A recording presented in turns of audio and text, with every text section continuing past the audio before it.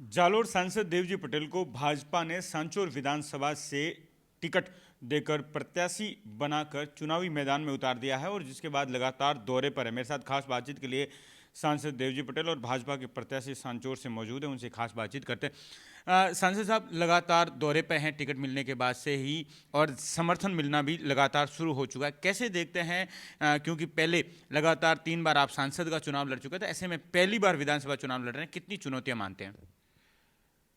चुनौतियां कुछ भी नहीं है। जनता ने मूड बना लिया है। नरेंद्र मोदी जी के विकास को देखा है। मोदी जी ने जो हर घर जल योजना, साथ ही प्रधानमंत्री फसल बीमा, प्रधानमंत्री आवास, प्रधानमंत्री किसान सम्मान निधि, ऐसी कई विकासशील जो योजनाएं हैं वो लोगों के बीच में दी है और जिसके माध्यम से लोगों की जीवन स्तर और जीवन शैली सुधरी है। व्यापारी भी खुशहाल है। उस विकास को देखते हुए लोगों में एक उत्साह है कि नहीं, अब की बार राजस्थान के अंदर भारतीय जनता पार्टी की सरकार लाएं और मोदी जी के डबल इंजन की सरकार बना के राजस्थान को विकास के आयाम पर पहुंचाए। और इसी के कारण अभी समर्थन भी बहुत मिल रहा है। आज खारा चौरा सभी गांव में जाके आए, सब लोग खुश हैं और उन सब ने कहा है कि अब की बार हम पार्टी को जिताएंगे और पार्टी के जो प्रत्याशी है वो कमल के फूल को भारी बहुमत से हम राजस्थान की विधानसभा में भेजेंगे। क्या क्या मुद्दे लेकर इस बार जनता के बीच जाने वाले हैं? क्या विधानसभा चुनावों में इस बार अपने इलाके की बात करें, आपकी विधानसभा जहां से आपको टिकट मिला है, क्या मुद्दे खास हैं? विधानसभा के अंदर आपने देखा होगा कांग्रेस का कुशासन, जिसमें किसान परेशान है। हमारे खास करके इस सांचौर के अंदर लॉ एंड ऑर्डर की कोई नामो निशान नहीं है। यहाँ पे एक बच्ची को सरेआम कुचल दिया जाता है और गाड़ी भाग जाती है। उस गाड़ी को आज तक उसका कहीं पता नहीं लगता है। रानीवाड़ा के अंदर जो एक बच्ची को किडनैप कर लिया गया था और साथ ही में किसान को बिजली नहीं मिलती है, नर्मदा का पानी किसान को नहीं मिल रहा है।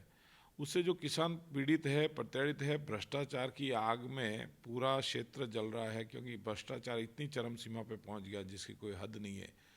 हर जगह पे ट्रांसफार्मर लेने जाओ वहाँ पे रिश्वत देनी, अगर आप कहीं जमाबंदी लेने जाओ वहाँ रिश्वत देनी। ये सारी जो चीज़ें हो रही है इससे जनता पूरी तरह से त्रस्त है और इसी चीज़ों को ठीक करने के लिए भारतीय जनता पार्टी की सरकार चाहिए, जहाँ पे भ्रष्टाचार मुक्त, जहाँ पे किसान मित्र, जहाँ पे गरीबों के हित की सरकार, जहाँ 24 घंटे लाइट मिले, जहाँ किसान को 6 घंटे बिजली मिले, जहाँ किसान को नर्मदा का पानी मिले, चोरों पे अंकुश लगे, व्यापारी खुशहाल रहे, व्यापारी अपना व्यापार आराम से कर सके। इन सारी बातों को लेके हम जनता के बीच में जाएंगे और ये सारे विषय को हम यहाँ पे लॉ एंड ऑर्डर वगैरह लागू करके इस जनता को सुख शांति अमन चैन देंगे। सांचौर विधानसभा में भाजपा से पूर्व विधायक जीवाराम चौधरी और दानाराम चौधरी दोनों टिकट की दावेदारी कर रहे थे, दोनों की टिकट कट गई, जिससे दोनों नाराज भी बताए जा रहे हैं। क्या कुछ कोई बातचीत आपकी हुई? और दूसरा, जो टिकट को लेकर दो कन्फ्यूजन सोशल मीडिया पे लगातार वायरल हो रहे हैं कि सांसद साहब ने टिकट मांगी नहीं थी, पार्टी की ओर से दी गई है और दावेदारी वो दोनों नेता कर रहे थे, क्या कुछ सच्चाई क्या है? इसमें ऐसा है, दानाराम जी और जीवाराम जी की नाराज़गी जायज़ है। टिकट के जो भी टिकटार्थी होते हैं उनकी नाराज़गी होती है, लेकिन ये परिवार का मैटर है, हम बैठ के इसको सुलझा लेंगे। रही बात टिकट की, तो हमारी भारतीय जनता पार्टी में एक सिस्टम है, सर्वोच्च नेतृत्व तो हमारा वो ही नक्की करता है कि किसे कहाँ से लड़ाना है। मुझे यहाँ पे भारतीय जनता पार्टी ने कमल का फूल के रूप में उम्मीदवार बना के भेजा है और उसी के कारण मैं यहाँ से इलेक्शन लड़ रहा हूँ, जनता का आशीर्वाद मांग रहा हूँ। और मुझे पूर्ण विश्वास है भाई दानाराम जी और सम्मान्य जीवाराम जी और हम सब साथ में मिलके ये चुनाव लड़ेंगे और साथ में मिलके इस चुनाव पे हम विजय पाएंगे और यहाँ की जनता को सुख शांति अमन चैन देंगे। कल जिस तरीके से आपके काफिले के वाहनों के शीशे तोड़े गए, जो हमले की घटना हुई, उसके बाद में रात को बताया जा रहा है कि आपके पास 2 बार कोई कॉल आया जिसने धमकी भी दी है जान से मारने की।